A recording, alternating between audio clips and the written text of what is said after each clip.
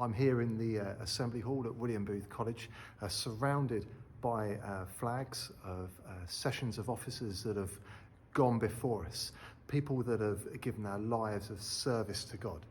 And I wonder today for us what our own service looks like. So in some way we're going to think about that on this occasion. The name of the book, Ecclesiastes, comes from the Hebrew word koheleth, which means someone who is a leader of an assembly. And many contemporary writers today are now actually referring to the book of Ecclesiastes by this Hebrew name rather than Ecclesiastes itself.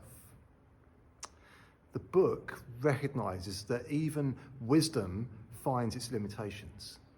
Indeed, everything in life can be limited, but there is so much good that can be found by those that are willing to accept these limits and live out their lives under the sovereign rule of God.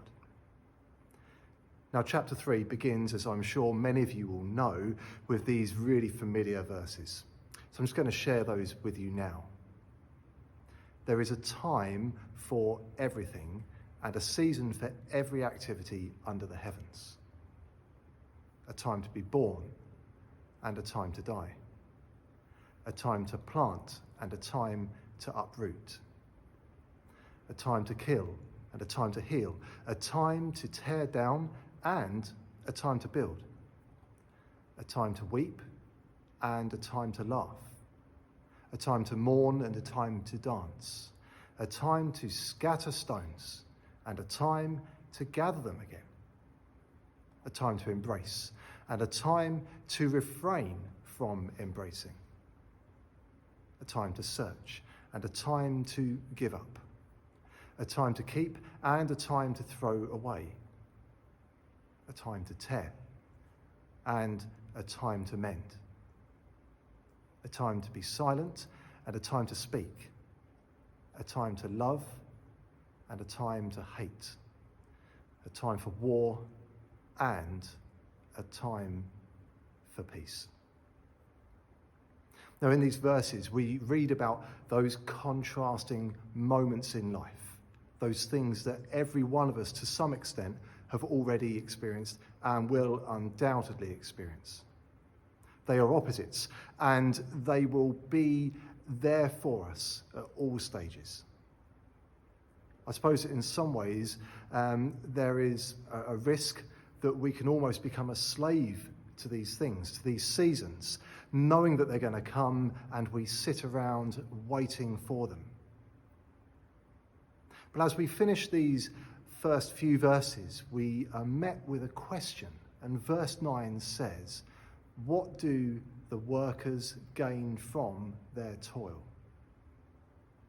I wonder if you've ever finished work for the day and sat down and thought to yourself, what have I done today? What have I achieved in my work? Now, the obvious things may be a sense of job satisfaction. The answer you give to that question will be influenced by the day you've just had. Some professions would at times to have more significant outcomes than others.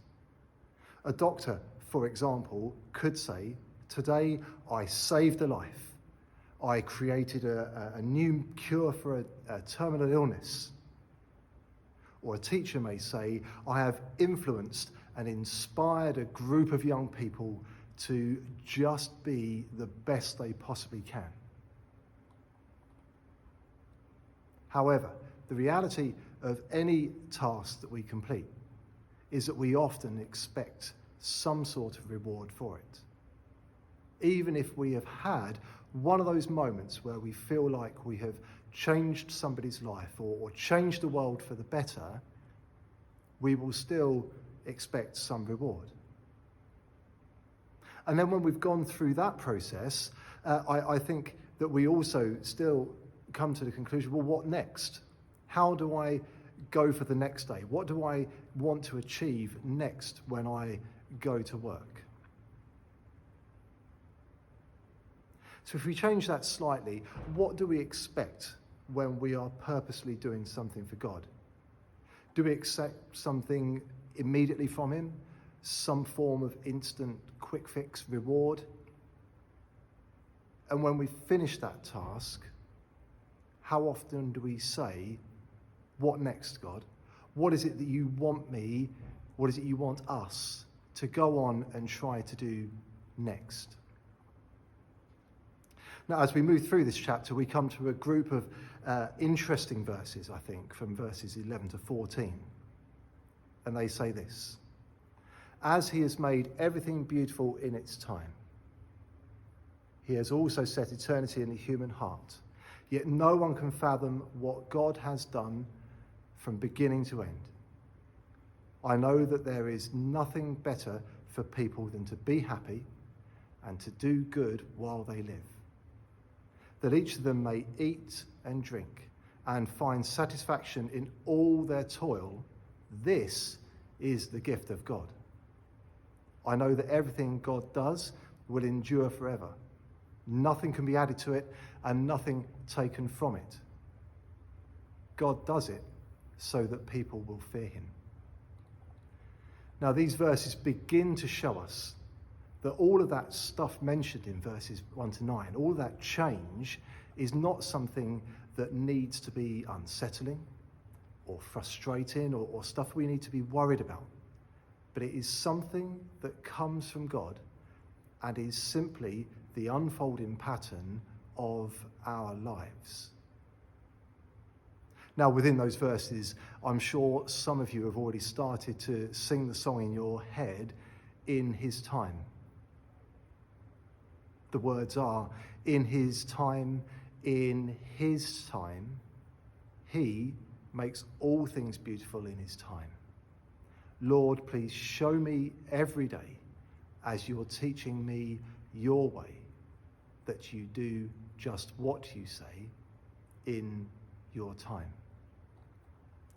If we consider these verses then for a moment, we need to acknowledge that while we appear to be the workers, it's actually God who is at work through us, around us, and always ahead of us as well. He has made everything beautiful. But this word isn't talking about something in it's just its mere appearance. God has made everything right, good, appropriate. God has made everything just as it should be. So that God has made it correct, appropriate, and given it a time to show its purpose. Verses 12, 13, and 14 tell us about how our lives can be enjoyable right now. I want you to just think for a moment to yourself, what is enjoyable in my life right now? Is it harder to answer that question than it is to answer the question, what's hard in your life at the moment? We are again here reminded that this enjoyment is a gift from God. But this enjoyment of life is something that is mentioned several times throughout the book of Ecclesiastes and is something that is important. However, what we are not being encouraged to do is to live some hedonistic lifestyle and be a bit wild of our choices, having parties every day of the week, socialising on a 24/7 basis, or doing whatever it is that brings us joy all of the time.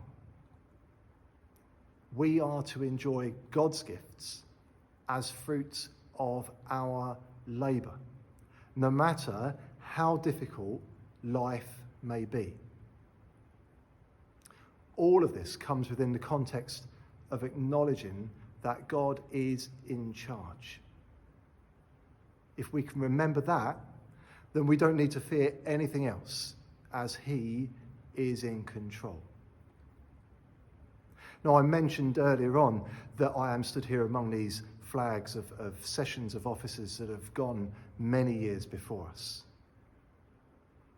I wonder what it is that all of those people in their ministry for the Lord enjoyed in their lives.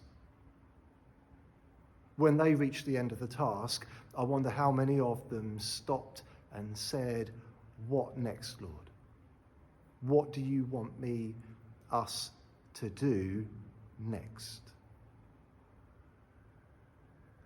Whenever I think about that, I'm always reminded of two wonderful retired officers that I was blessed to know in my childhood. A brigadier and a colonel, Brigadier Went and Colonel Cummings. Now that might sound the start of a bad joke, but that was their names. Two ladies who had served many, many years. And well into their 80s, they sat in our house one evening talking about annual appeal. They had just finished it. And one said to the other, "What do we do next year?" And the other one, without flinching, even though she could barely walk, was very simple. "We do it again."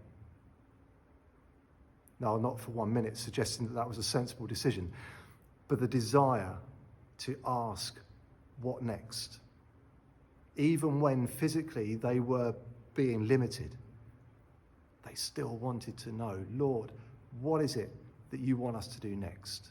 What is it that we can do next for him?"